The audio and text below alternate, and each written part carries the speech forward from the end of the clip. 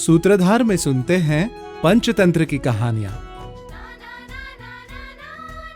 स्कंधे नापि वहे छत्रुम कालमासाद्य बुद्धिमान महता कृष्ण सर्पेण मंडुका बहवो हताः।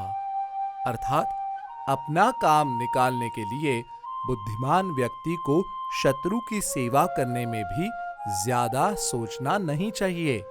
देखो किस तरह मेंढकों को अपना भोजन बनाने के लिए एक सांप ने उन्हें अपनी पीठ पर सवारी करवाई थी। सूत्रधार में सुनते हैं पंचतंत्र कथा मंदविष सांप और मेंढक। वरुण पर्वत की गुफा में मंदविष नामक एक काला सांप रहता था।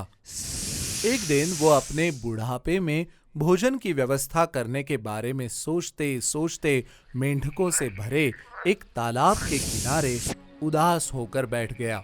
सांप को काफी देर तक उदास बैठा देखकर एक मेंढक उससे पूछ बैठा, क्या मामा, क्या आज भूखा रहने की ठानी है जो इस प्रकार चुपचाप बैठे हो? इस पर सांप ने उत्तर दिया, भैया मेरी तो किस्मत ही फूट गई है, अब मुझे भूखे रहकर ही अपने प्राण त्यागने हैं।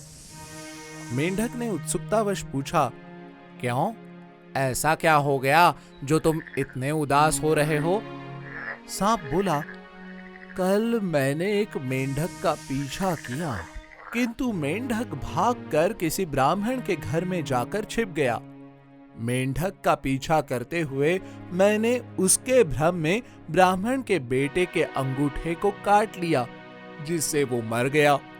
मैं ब्राह्मण के आगे गिड़गिड़ाया और अनजाने में हुई भूल के लिए उससे क्षमा याचना भी की, लेकिन ब्राह्मण ने मुझे मेंढकों का वाहन बनने का शाप दे दिया।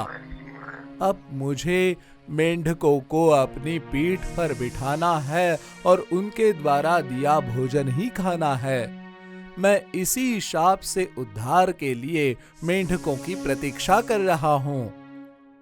मेंढक ने ये बात अपने सभी साथियों को बताई।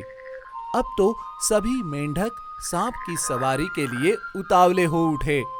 सांप की पीठ पर सवारी का आनंद लेते हुए मेंढकों का राजा जलपाद बोला, मित्रों, आज तक हमने हाथी, घोड़े तथा रथ आदि जैसे वाहनों पर सवारी की है, परंतु आज इस सांप की सवारी में जैसा आनंद आ रहा है वैसा कभी किसी दूसरी सवारी से नहीं मिला।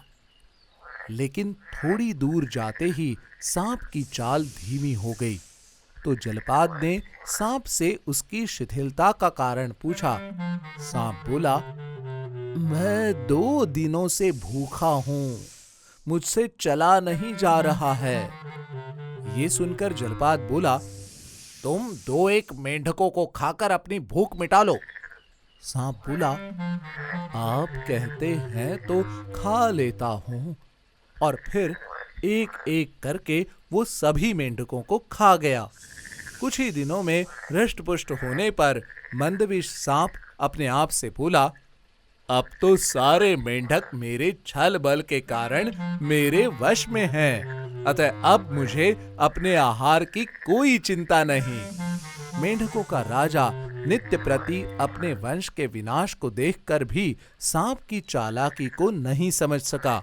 इस बीच अचानक वहां एक अन्य सांप ने मंदविष को मेंढकों की सवारी बने देखा तो वो चकित होकर बोला, अपने शत्रु का सेवक बनना तो बड़ा अपमानजनक है।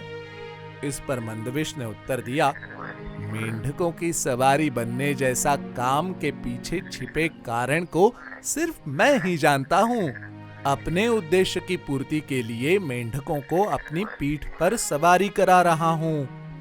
शायद तुमने कभी मेंढकों के मांस का स्वाद नहीं चखा। दोनों सांपों की बात सुनकर जलपाद ने पूछा, मामा, ये तुमने क्या कहा? मंदविष बोला, मैं तो उस सांप से मजाक कर रहा था, ऐसा कुछ नहीं है। इस प्रकार मेंढकों को धोखे में डालकर वो सांप उन्हें अपना आहार बनाता रहा। सीख, हमने कहानी में देखा कि कैसे सांप अपनी बुद्धि का उपयोग करके अपने दुश्मन मेंढकों की सेवा करता हुआ उन्हें बेवकूफ बनाकर अपने भोजन की व्यवस्था कर लेता है। इसीलिए कहा जाता है, बुद्धिमान व्यक्ति वही है जो शत्रु से भी मित्रता करके अपना काम निकलवा सके।